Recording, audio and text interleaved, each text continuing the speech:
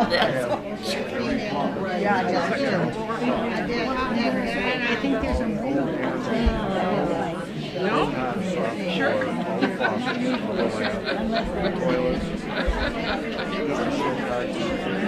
Yes, I deliver meals.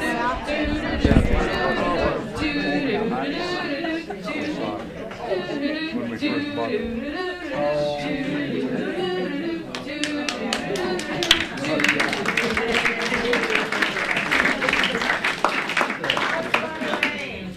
We're singing in the rain, just singing in the rain, and with all these volunteers here, we'll never complain. Our volunteers are the best. They stand out from the rest. So bring on the rain. This group won't let us go down the drain.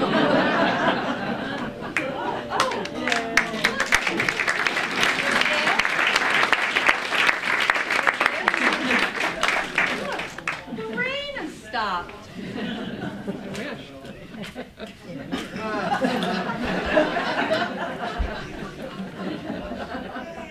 And the sun is coming out. You are our sunshine, our golden sunshine. You help us out most every day. When all seems dark and overwhelming, you are beacons in the haze.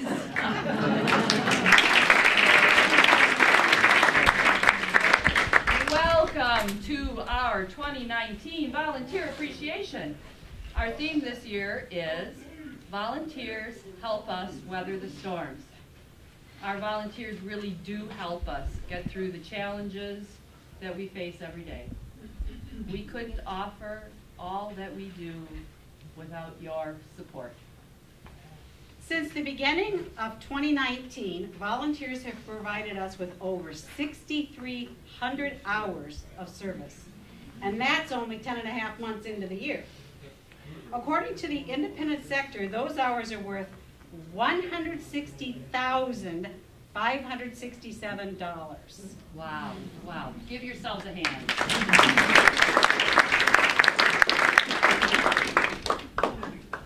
We could never afford you.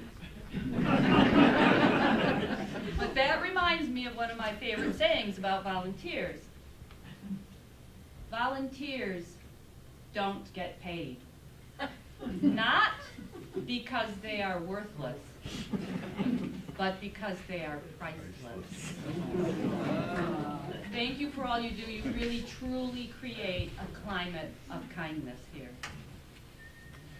And in keeping with our theme this year, we have invited Bob Lindmeier to talk to us about our changing weather.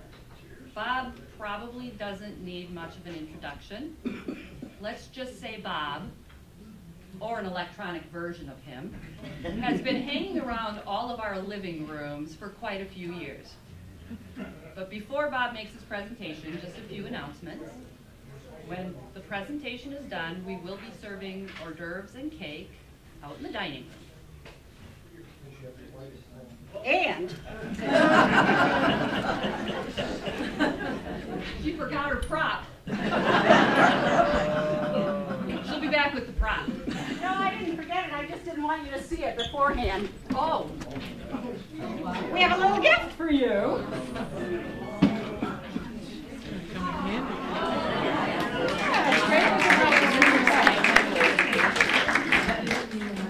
If we run out, and there's a good possibility we will, let us know and we will order you one. Yeah, let us know if you don't get one and you would like one, because we will get more. We will get more. So now let's welcome Bob.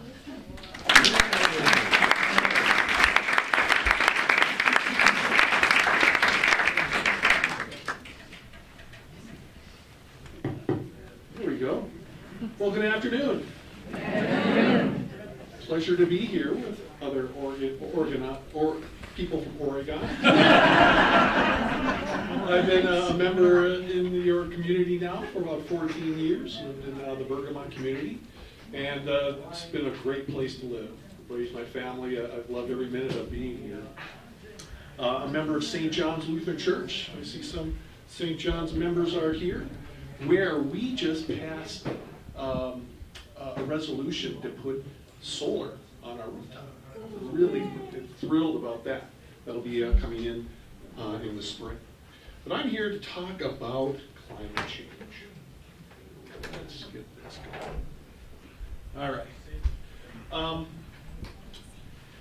I got a lot to throw at you here, but I think it's all really important.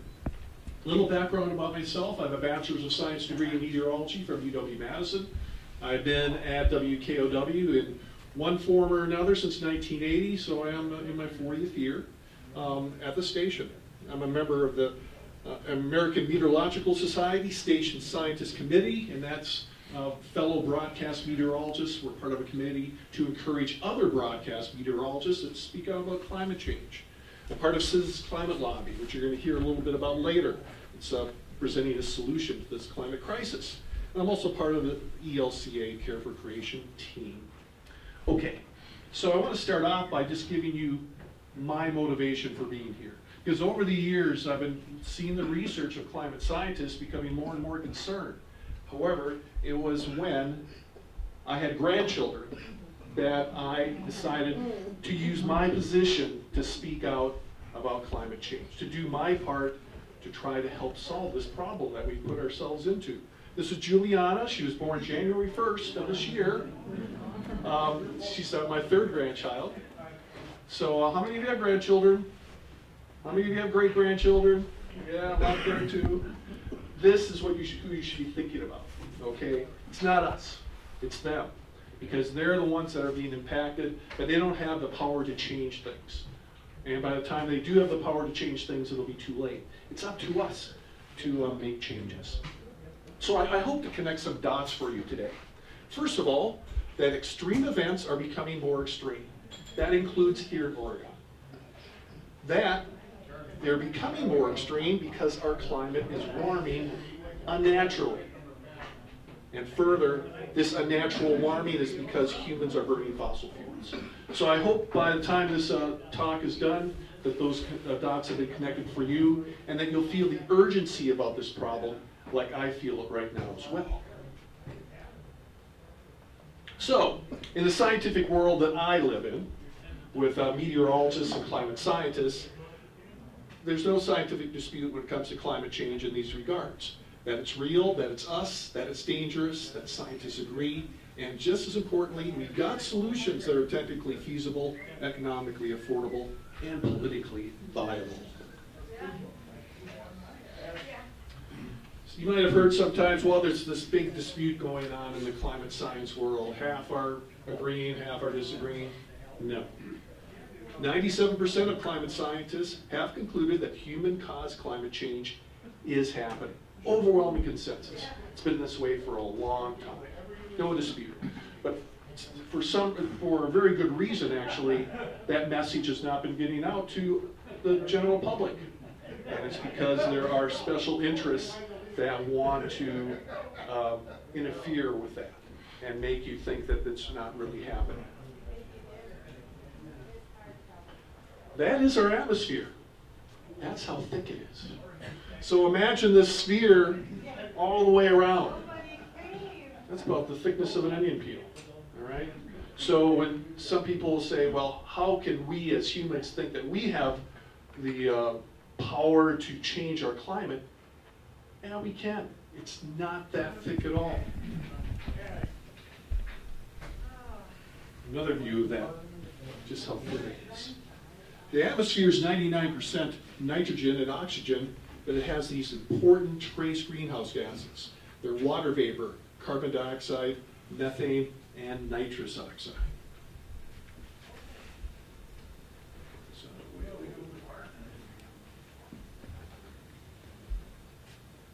Now, water vapor is an important greenhouse gas. However, it's not a driver of change. The drivers of change are those three: carbon dioxide, methane, and nitrous oxide.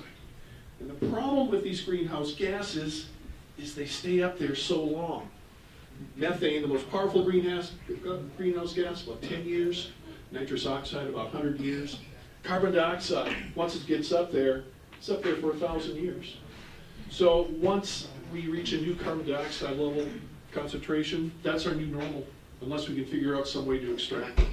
And we're not anywhere close to being able to do that yet. To give you an idea of the power of carbon dioxide, how strong it is as an influence in warming the atmosphere, the Earth is at 59 degrees Fahrenheit average global temperature, just enough carbon dioxide to make our planet livable. It's been this way for a long time now. But in contrast is Venus. It has 200,000 times as much carbon dioxide as the Earth. They're at 880 degrees Fahrenheit, where lead is molten.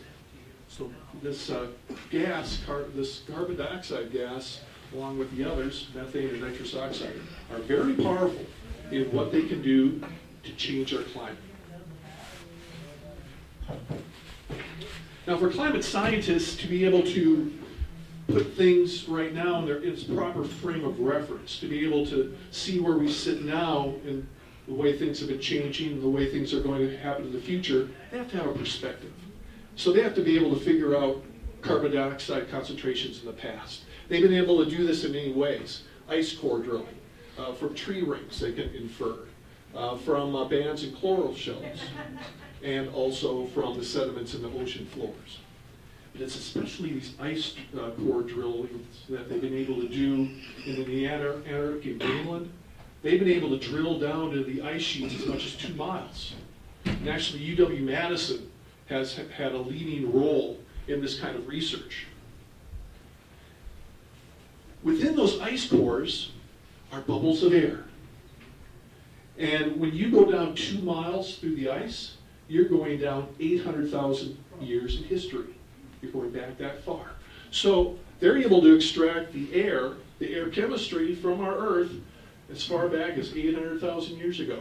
They have a very good understanding of that time frame about what our atmosphere's been doing. And this is one of the things they found out when it comes to CO2. They've been able to measure it.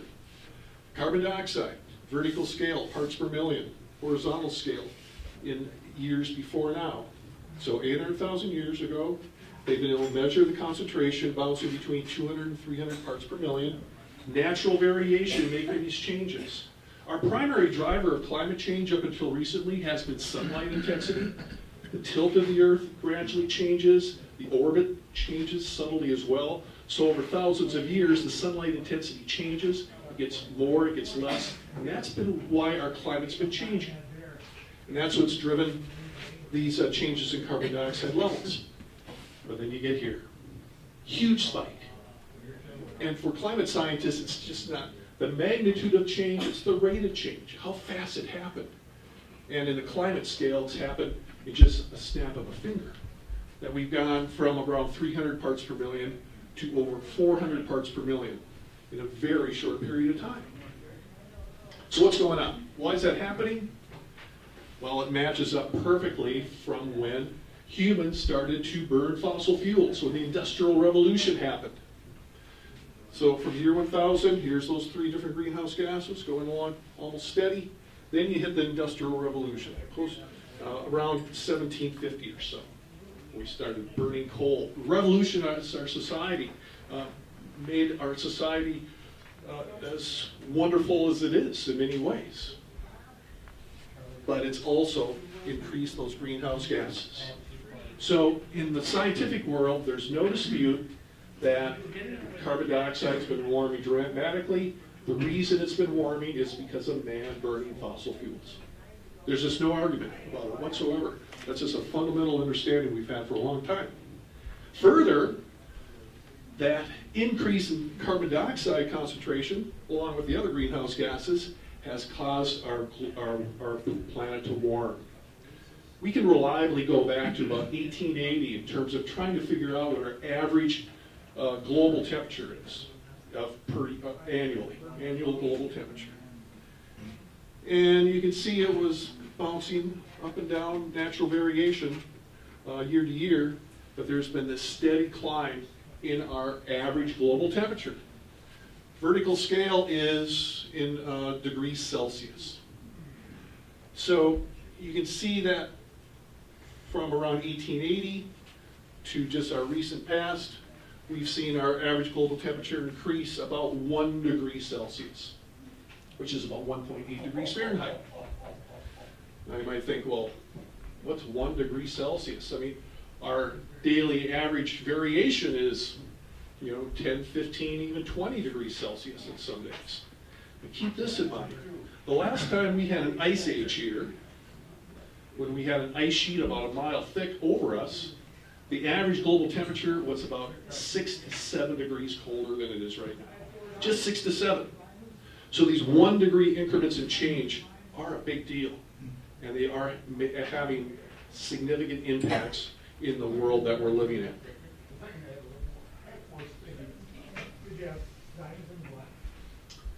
The Earth is warming.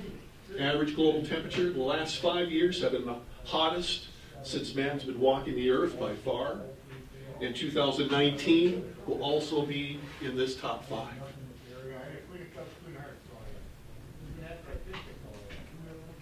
Now you might think, well, here in Oregon, I didn't feel that kind of warmth last year. It didn't seem like the warmest ever, and it wasn't.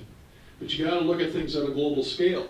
When you look at the whole world, yeah, in the nation's midsection here, we were near average. But when you look at the rest of the globe, how much it was much warmer or record warmest, you can see the whole picture and see why that scientists have come to that conclusion. You got to think of things on this national, global scale. So our Earth is warming. Scientists are overwhelmingly convinced of that, and it's having consequences. This 1 degree increment in increase in average global temperature has produced a long list of consequences in regards to our climate. They include water scarcity, food scarcity, flooding and drought, increased severe weather events, sea level rise from warming seas and melting glaciers, inundation of low-lying areas and complete submergence of small island states. It's especially being obvious in the Pacific Ocean. Health impacts include increased incidence of insects, flying insects, diseases from them, heat waves, waterborne diseases, increased wildfires, species extinction. The problem is evolution can't keep up with the changing of our climate. But I'm going to concentrate more on this one right here. I could spend a couple of hours talking about everything, but let's talk about increased severe weather events, because that's really what's being impactful for us. So the billion-dollar disasters caused by these severe weather events and the number that occur. You can see what's happened. Since 1980, the number of these billion-dollar or higher disasters has increased dramatically. And now most years we're between 10 to 15, and some events are even higher. We're seeing more of these billion-dollar disasters as our extreme weather events become more extreme. So this is costing us, all right? And that's going to be a thought I want you to hold on to for later when we come to solutions. Just to give you an example, last year, these are all the different billion-dollar disasters that happened in the United States. They included drought, flood, and you can have both happen. That's the weird thing about climate change. The warming climate can cause both things to happen. Winter storms, severe weather in regards to large hail, tornadoes, wildfire, hurricanes. Climate change has had its imprints on all these extreme events in one way or another. Now, you'll never hear me say that severe event was caused by climate change. No, but climate change did have an effect on it. It made it worse than it would have been otherwise. That's what climate change is doing to these events. And they've done research on this, by the way. They've taken a severe weather event, they've researched it, and they can say by what percentage climate change has made it worse. 20%, 30%. They've done that with a number of hurricanes. In terms of severe weather, what we've been noticing about tornadoes is we're not seeing more tornadoes necessarily, but we're seeing more of these large tornado outbreaks. We're not exactly sure why. There's a lot we still don't know about tornadoes, so research is ongoing. But this is one thing that they're seeing with our warming climate. And of course, these big outbreaks are really the killers and the ones that produce the tremendous damage, these tornado swarms. Downpours. Every degree that our atmosphere warms, a degree Celsius, produces 4% more water vapor in the atmosphere because the oceans are warming and they produce this evaporation, which is higher. This is in turn producing more extreme rainfall events. And in the upper Midwest, since from 1958 to 2016, we've seen a 42% increase in the heaviest precipitation events, in these extreme rainfall events. You can see it depends upon where you are in the country, but here in the upper Midwest, it's been 42%. Last year was a classic example of extreme rain events. Wettest on record or top 10 wettest. It wasn't just here in Oregon or in Madison or southern Wisconsin that we had a really wet 2018. Much of the country did as well. Let's drill down a little bit. Let's talk more local. Let's talk about south central Wisconsin. Of course, this is still fresh in everybody's minds, was the amount of rain that fell in August. This is August 20th to August 21st, when around Black Earth and Mazomanie, there was observed to be about 15 inches of rainfall. The all-time record was 11.7 inches in Mellon back in the 1970s. This is not an official record because they couldn't find a rain gauge that was reliable enough to make it official. But it happened, okay? 15 inches of rain. Madison, a lot less at 3.78. But you recall what happened on Madison's west side and what happened in Black Earth and Mazomanie. I have a daughter in Mazomanie. She was out of her house for a month. And of course we had scenes like this. Maybe this is one of your cars on Madison's west side that day when that kind of flooding event occurred. I can't tell you right now how much climate change made this happen, okay? But I'm telling you that it did have its imprint, that it did have an effect. We'd have to do further research on this event to say what percentage it was an influence, but it did have its imprints on it. So we're feeling the effects of climate change here. Of course, all we have to do is look outside at our creek, which has been flooding a lot lately. I know it's a big story here, right? Is the flooding issues that we're having right here in Oregon. Climate change has an impact. It's a reason that we've been so wet. And if you look at the data and analyze it, for Madison and Oregon, about the same. Since 1950, the change in days with a half-inch, 1-inch, and 2-inch rainfall events, we're seeing an increase. When you smooth it out, all the ups and downs of year to year, and just do a smoothing analysis, we're seeing this increase. And again, it goes just simple chemistry. You warm the atmosphere, there's capacity to hold more moisture, and we're seeing the end result, heavy rains. Another way to view this is to look at the rain on the wettest day each year. This is the extreme of the extreme events. It used to be back in 1950, the wettest day of the year was right around 2.3 inches. Now we're all over the place, right? That's why memory's not very good when it comes to talk about climate, because it changes so much year to year. But when you do an analysis of this, it changed, so now the heaviest rainfall event is about 2.7 inches. So it's got about a half inch. Half inch is a lot though, especially when you talk about infrastructure, which has been designed for a certain amount of rainfall. Now our infrastructure is not able to handle this increase brought on by climate change. And how about Madison and Oregon in particular? Temperature change since 1970, all right? Because it's been since 1970 that we've been really noticing that upward climb becoming even more upward. Madison, the average temperature change has been 3 degrees Fahrenheit in back to now. Wisconsin, 2.7. The United States, 2.5. We're a little bit warmer than the United States on average because we're in the northern part of the country, closer to the Arctic, which has been dramatically warming. We're feeling the effects of that Arctic warming. Another way to look at it is to look at records set by decade. Hottest records, coldest records. And you can see that back in the 1860s, right up through the 1950s, there's kind of a balance between record cold days, record warm days. But since then, we've seen this dramatic change. We're not seeing nearly as many record cold days, but we're seeing this increase in record warm days. Again, another way that we're seeing this change in the warming of our atmosphere and what it's doing here.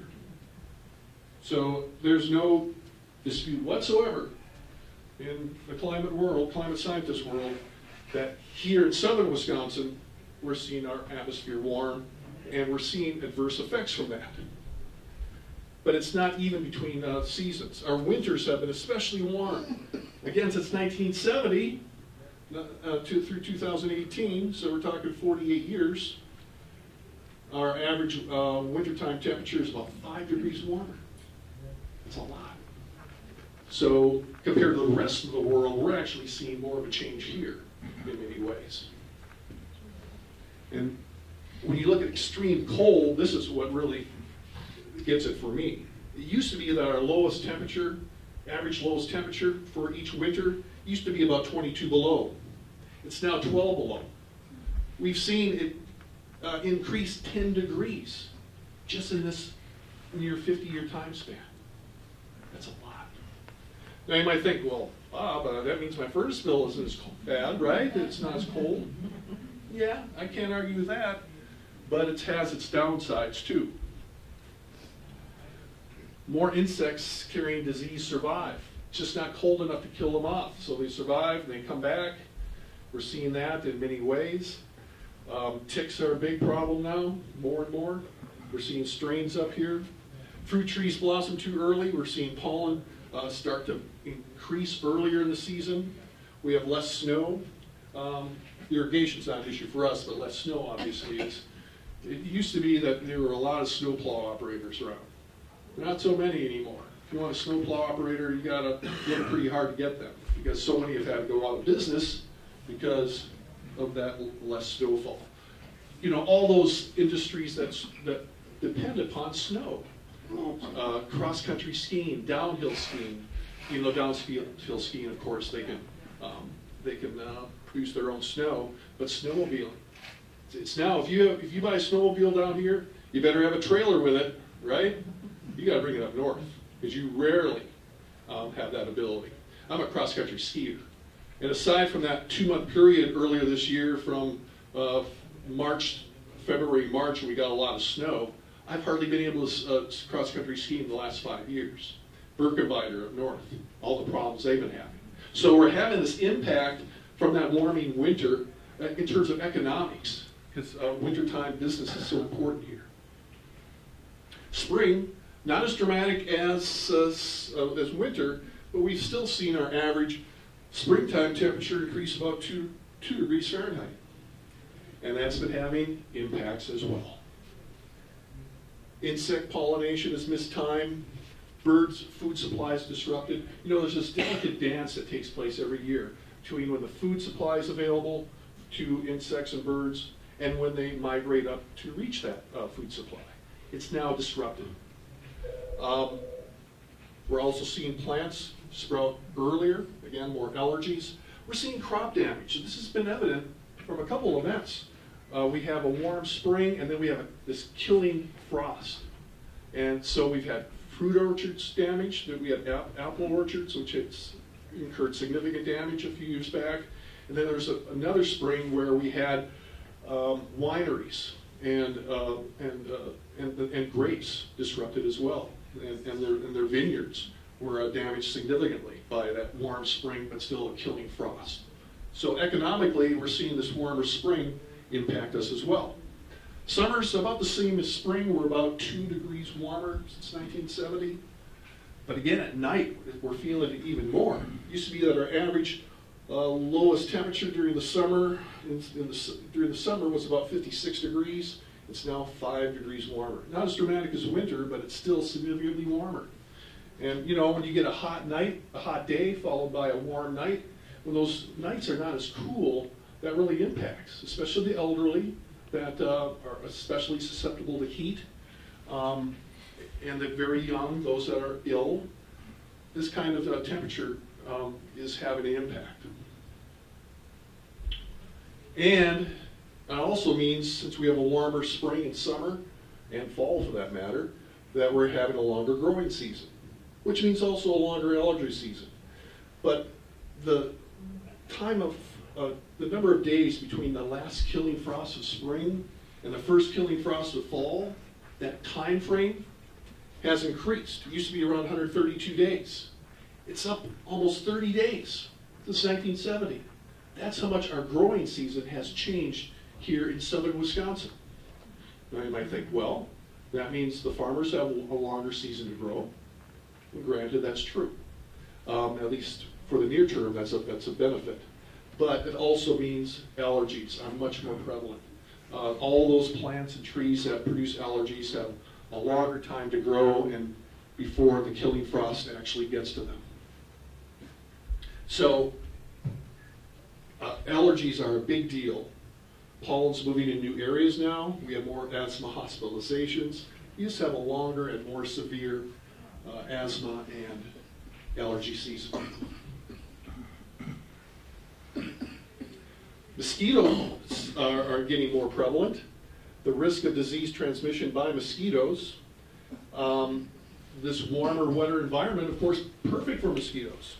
So again, from 1970 to now, it's almost 20 days longer that mosquitoes have to survive, and of course that means the risk of disease transmission by mosquitoes is that much longer. Zika, West Nile, and some others that have come to be an issue here in southern Wisconsin. And our fall is warming too. It's about 3.1 degrees Fahrenheit warmer. Which brings us to, where do we go from here? So now I want to change our viewpoint to looking into the future. So, we're 1 degree Fahrenheit warmer. Where we go in terms of the average global temperature through the rest of this century depends on one thing, on humans and how much fossil fuels we want to continue to burn. If we continue at the rate of fossil fuel burning that we have right now, this is the line that we're projected to be on, that red line. And if we continue to burn fossil fuels as we are right now, we're going to be about close to 5 degrees warmer by the end of the century. Keep in mind what I said about when we had an ice age. It only took about 6 degrees. So you can just imagine, just by that correlation, how much different our world's going to be if we are 5 degrees Fahrenheit warmer. We can't let that happen.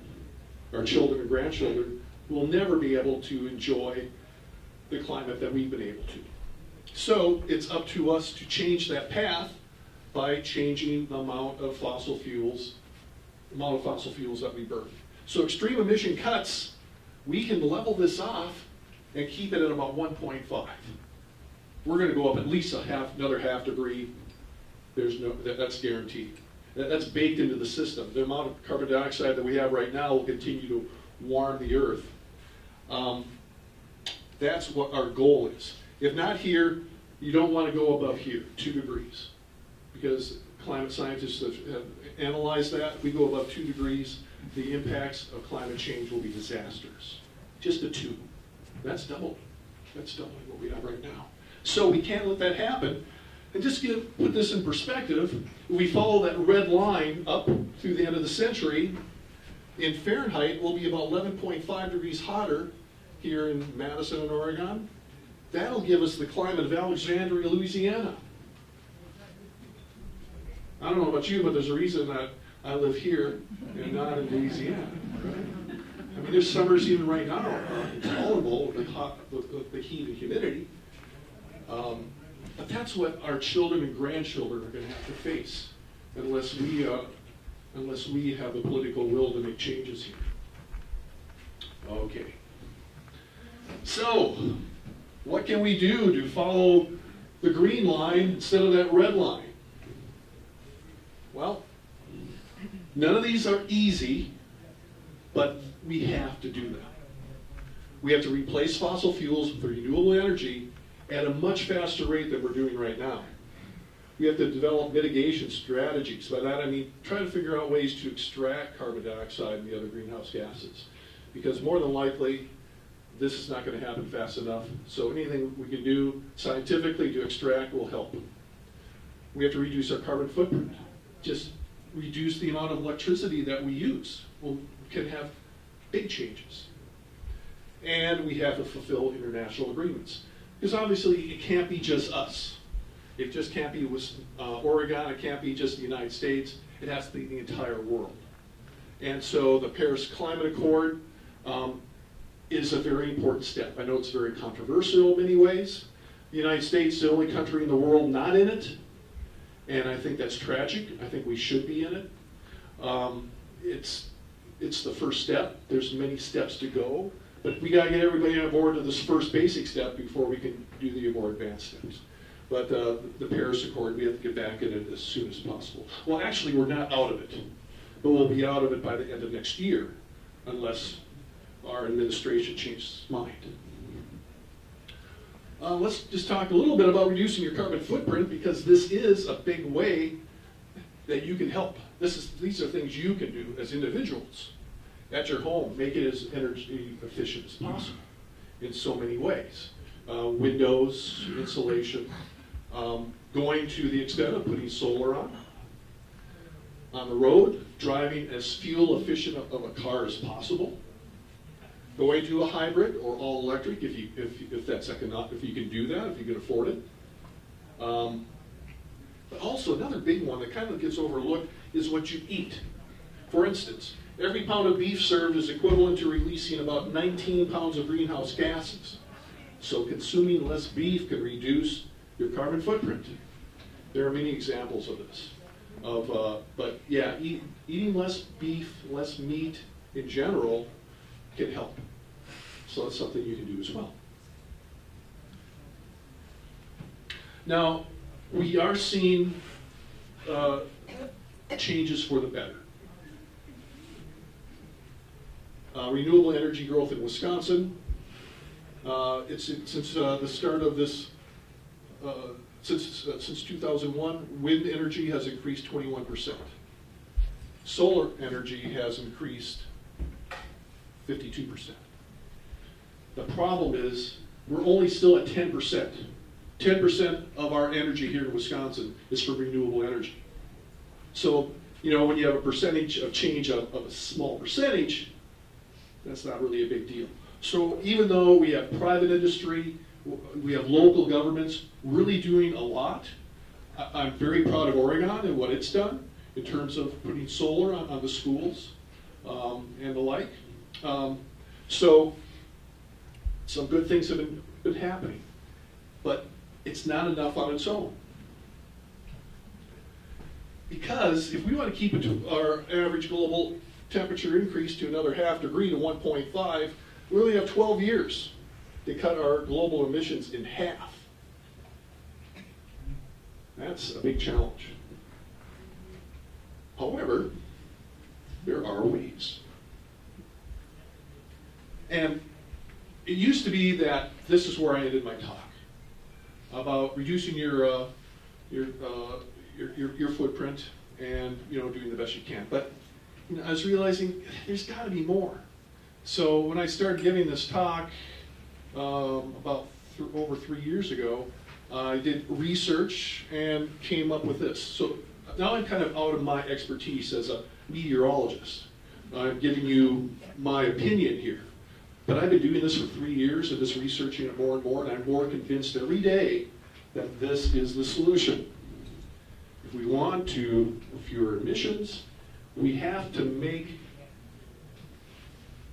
renewable energy, or we have to make the energy burned, fossil fuel energy, more expensive.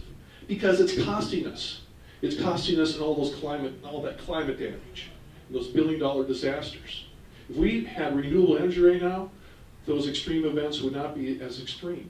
So we have this market failure that we've been dealing with for a long time because fossil fuels are not pulling their weight. They're not being charged what they're supposed to be charged because climate damages are not being factored in.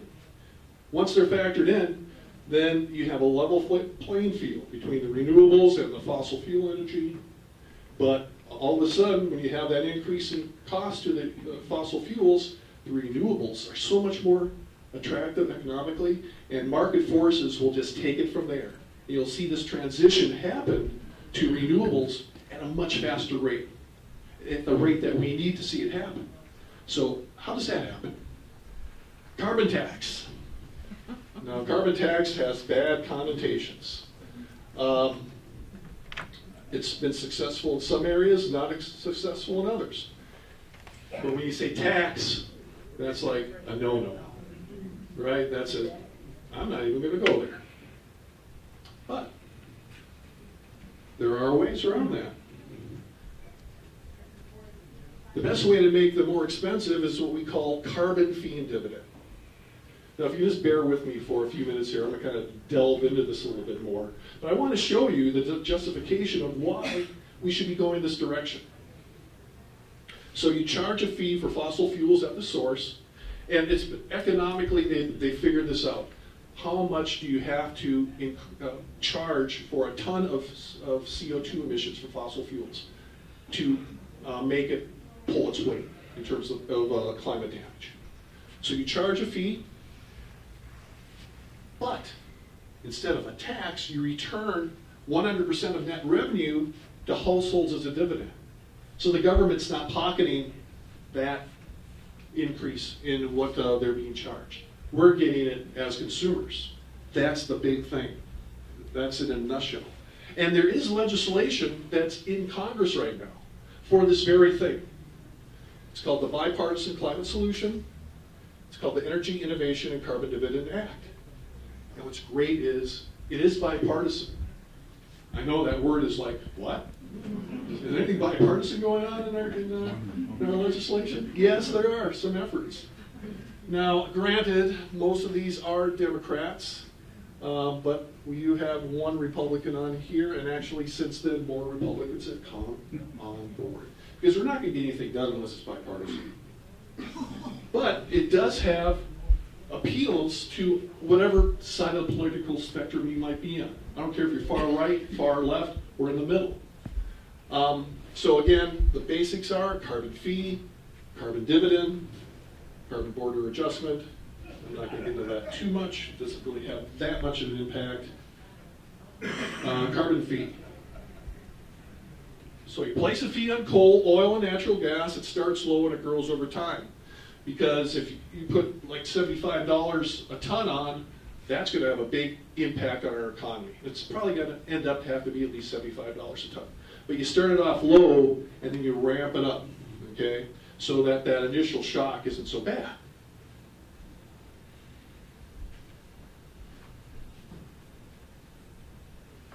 The carbon dividend. The net revenue, and by net I mean it's just administrative costs. We probably will run through the Social Security Administration because they send out checks all the time to us, or to a lot of you anyway, and eventually me as well. The net revenue collected from the carbon fee is allocated in equal shares every month to the American people. The only determiner of the size of the check is the size of your household. If you have a bigger household, you get a bigger check. How much you make has nothing to do with it.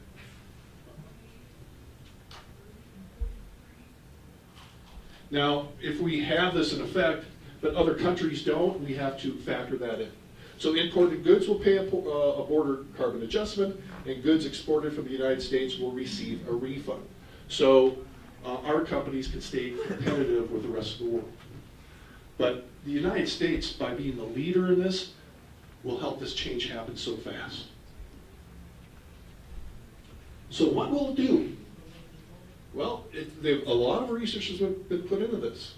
It's effective, creates jobs, good for people, bipartisan, revenue neutral. It has so many good things going for it. And again, just to go into these a little bit more, effective, This policy will reduce American emissions by at least 40% within 12 years. That's the kind of change we need. And we aren't getting there in any other way. We can't have government regulations trying to do it. We want to keep the government out of this as much as possible. It's supported by economics, by scientists, by economists, scientists as simple, comprehensive, and effective. It's been around for a while, but it's just now starting to gain some traction. It's actually good for people because, you know, coal-fired power plants don't produce just carbon dioxide. They produce all those pollutants and pollution, which has a big impact for people. All the cars, of course, are burning and emitting pollutants. So, it'll improve health and save lives by reducing pollution that Americans breathe.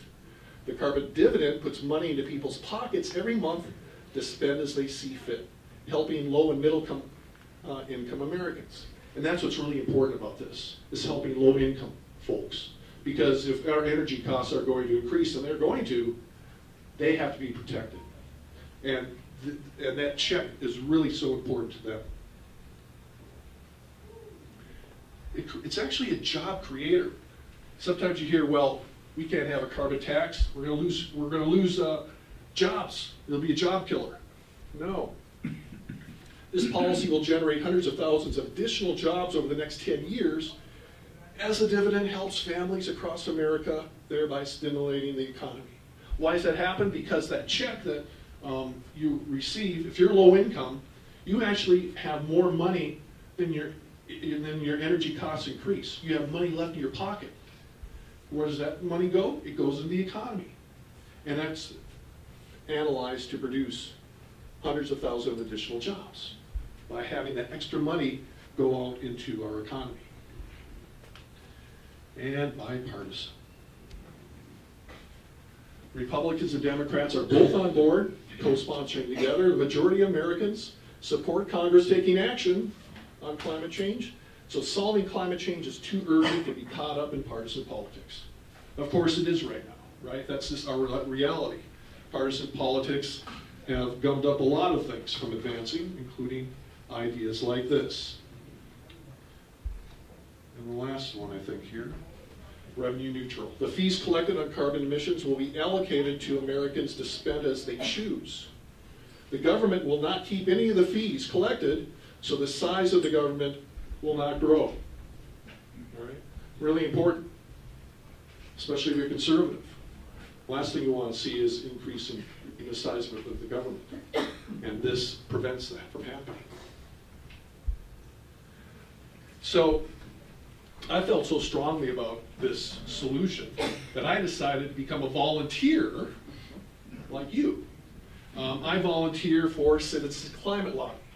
The Citizens Climate Lobby is laser focused on carbon fee and dividend, having our national legislature, having Congress pass it. They've been doing it for 10 years. Every year we meet for a national meeting, and every year part of that meeting is to go out and speak to every member of Congress, both in the Senate and in the House of Representatives. This is us meeting in the morning before we break up into our groups and fan out all across Congress. I'm in here. It's kind of a weird wall. I'm somewhere in here. But anyway, so I went.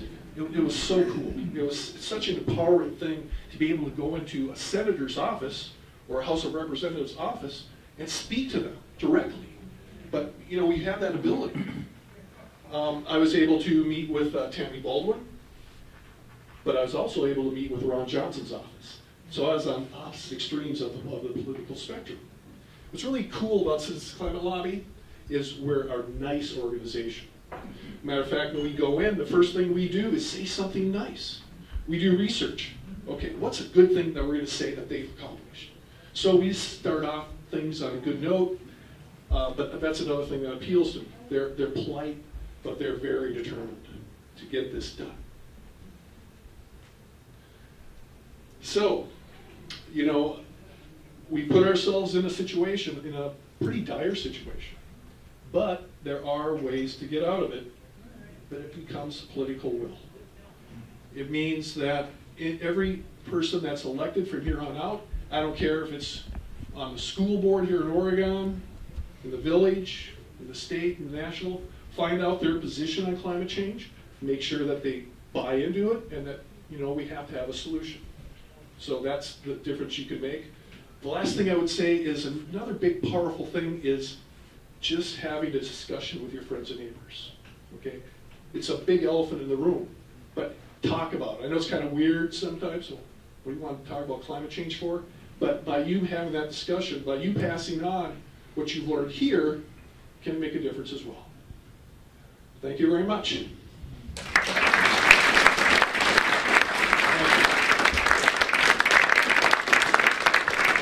So I don't know how much time, let's see here, 10 to 2, we've got a little time for questions? Yeah. I'm not sure where we are.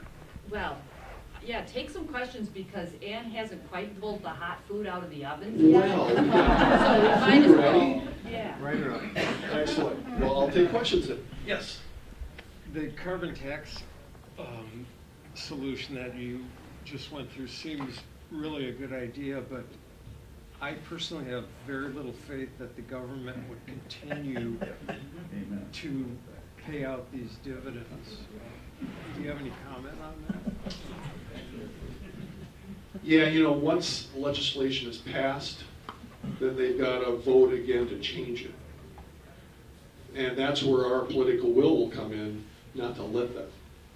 You know, I think once we get it passed, we're golden, personally.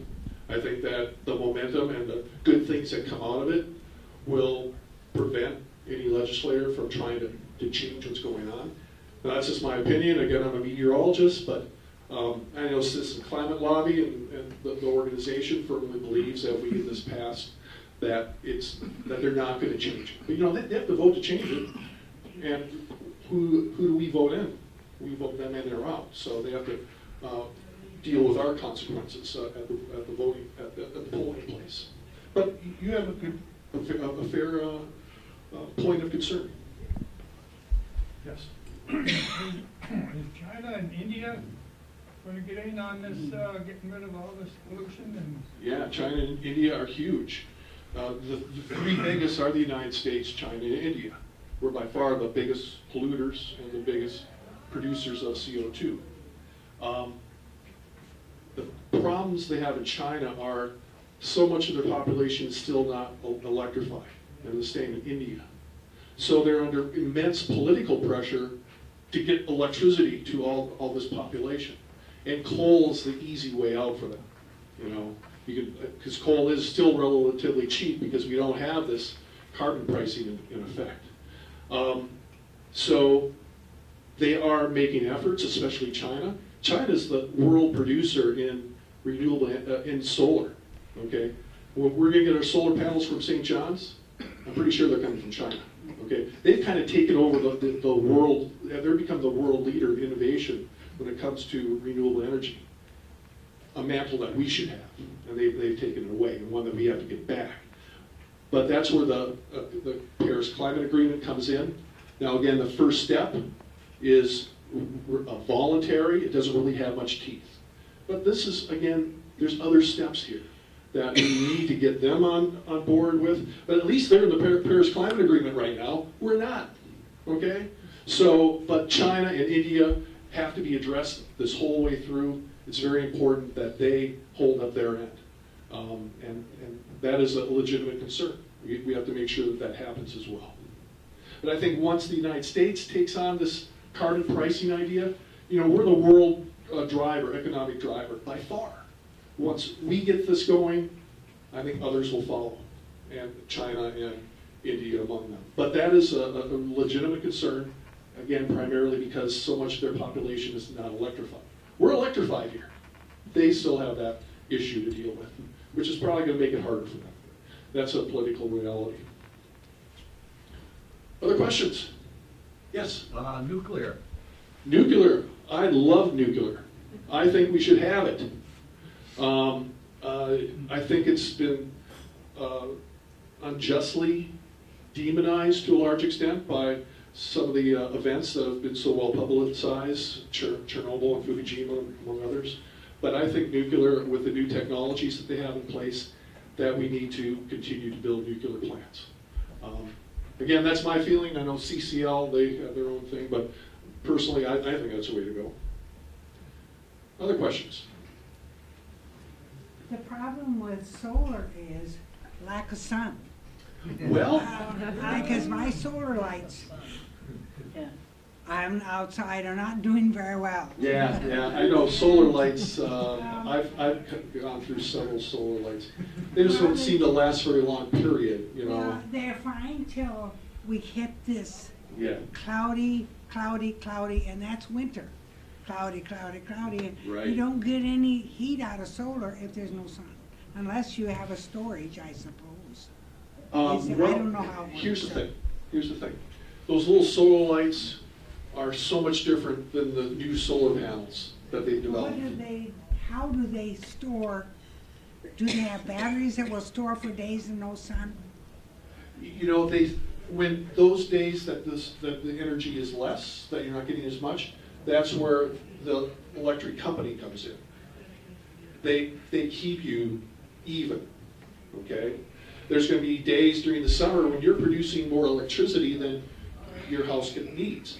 That flows back to the electric company, okay? But during the winter, it's the opposite. When your solar is not producing enough electricity to power your home, then the power company is bringing in electricity. But overall, in Wisconsin, even though it's not Arizona, it's still economically viable. It's still, if you look at the analysis, that's what we did in Oregon at the church in St. John's. Here's something about that St. John's thing, by the way, for those of you with other denominations. Check it out, because for us to put solar in St. John's is going to cost us $20,000 6 years from now. That's it. We have to come up with $20,000 6 years from now. And we will get $100,000 of electrical benefit from that over 25 years. Do the math there. It's unbelievable. Not to mention the environmental benefits. I'm just talking the economics. I would really talk to me about it, because that's one of my things now. I want to go to churches and have every church have solar on it, because there's no reason not to. Economically, you're losing money if you don't. Yes? At the state level, in terms of policies, what would you recommend to get the utilities to be more accepting of alternate forms of energy put back into their grid? Because their mantra seems to be, we're in the business of selling power, not buying power. Yeah, that's an issue, no doubt about it. You know, different utilities are more accepting of solar, residential solar, than others. That is an issue, one that I don't have a readily available answer as a meteorologist. I'm sure there's others from CCL that could talk to that more effectively, but that is a problem that needs to be addressed. But, you know, what do you do there? You have as much of your government buying into climate change, and that we have to have renewables as the solution. The more of your government that buys into that, the more you can get the power companies to buy in as well. Right now in Wisconsin, we have a big percentage of our government that does not buy into that climate change is even happening, much less that we need renewable energy. So that's an issue that we have to address as we go forward. Yes? Isn't it a fact that all the electric you produce with solars goes to the power company, and you get a steady